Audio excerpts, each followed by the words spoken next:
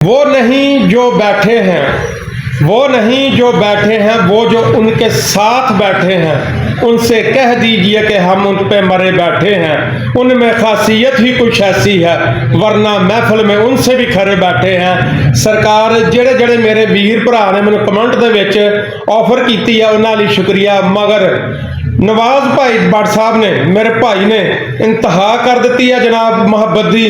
नवाज भट्ट साहब तुहाडा फिर जनाब लव यू, शुक्रिया, प्यार भरा, मुहब्बत भरा। सर कोई तुसी कुछ कहना चाहो तो?